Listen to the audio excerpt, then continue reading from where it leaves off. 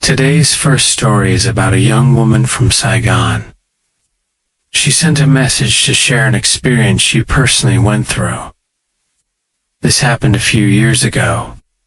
Before telling her story, Dee will briefly describe her family situation.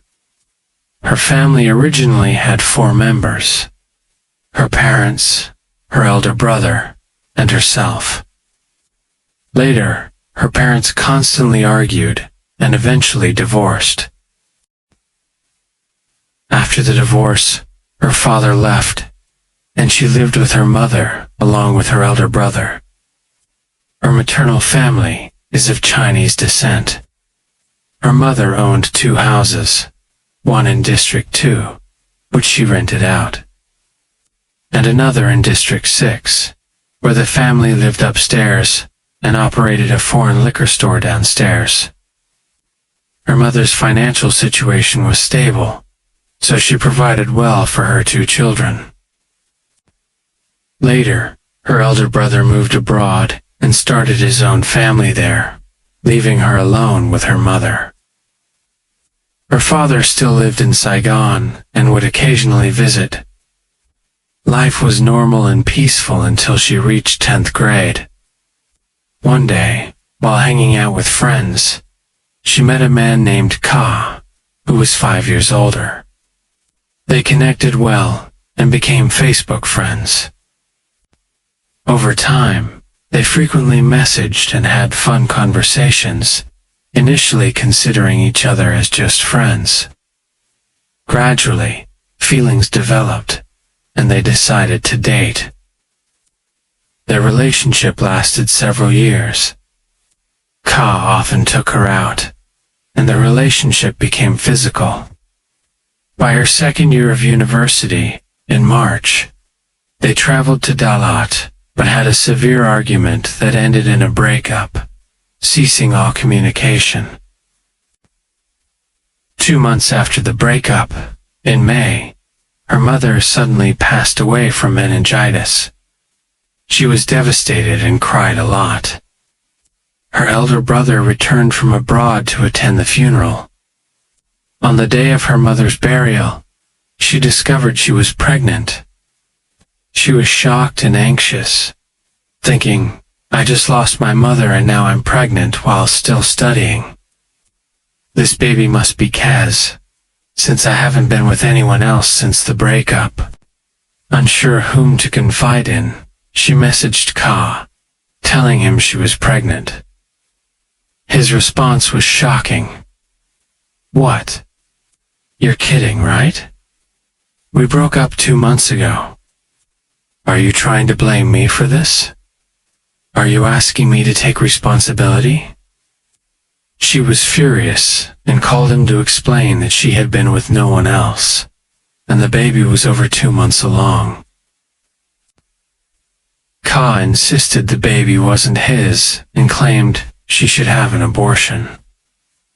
Hurt and angry, she told him, "Fine, if you won't accept it, I'll raise it alone. Don't come claiming the child later," he responded dismissively, saying, "Why worry about that? There's no need for me or my family to get involved." After that, she cut off all contact. After the funeral, her elder brother returned abroad. Her mother's assets, which included 2 houses in District 2 and District 6, were inherited by the 2 siblings. Since her brother was wealthy, he gave her full ownership. The District 6 property had a successful liquor business. Financially, she was secure but emotionally troubled. Her father was furious when he found out about the pregnancy. He scolded her, insisting she'll abort the child to avoid shame. Despite pressure, she chose to keep the baby and continued her studies, feeling anxious about judgment from classmates. Her pregnancy progressed normally. During a checkup, the doctor revealed she was expecting twins, 1 boy and 1 girl, a dragon form pregnancy. At 4 months, her father discovered Ka was the father and confronted him. Ka and his mother came to her house. Ka apologized, admitting he now knew the baby was his and wanted to take responsibility.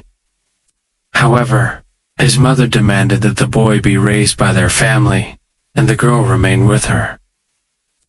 She refused and told them to leave, asserting she would raise her children alone. Weeks later, she began noticing strange occurrences, nearly falling multiple times, as if pushed by an unseen force. She experienced frequent headaches, but attributed them to stress from studying and managing her mother's business. At 7 months, she nearly fell down the stairs, hitting her belly against the railing. Terrified, she went to a clinic and was reassured that both babies were initially fine. That night, she heard her mother's voice calling her in a dream. Wake up, or you'll die." She woke to find herself bleeding heavily. Alone at home, she crawled to a neighbor for help and was rushed to the hospital.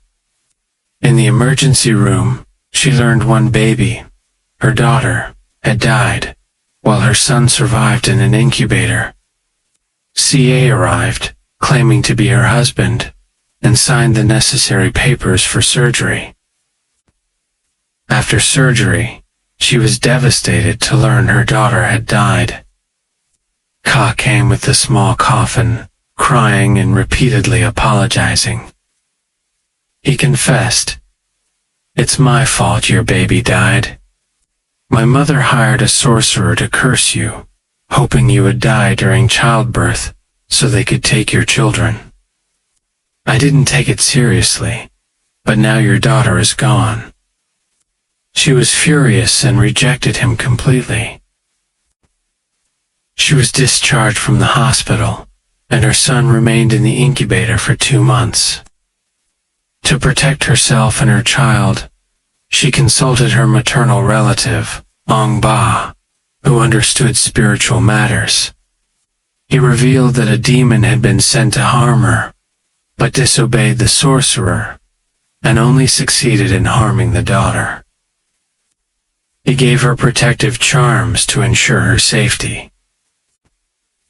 Afterwards, Ka tried to reconcile and offer help, but she refused. Eventually, he gave up.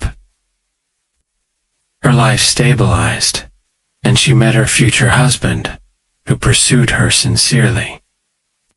They married, and she later gave birth to another son. Meanwhile, Ka's new girlfriend became pregnant, but due to an accident, she lost the baby. Ka was diagnosed with testicular cancer and later committed suicide, followed by his mother. Her father-in-law later sought solace in a temple. She lived happily with her husband and 2 sons. She shared that her mother and ancestors protected her and her surviving child. She once dreamed of her mother holding a baby girl, saying, "I have saved your child. We will reincarnate together." She never saw this dream again. She concluded that while she didn't witness ghosts, Ka's mother's cruelty was worse than any spirit.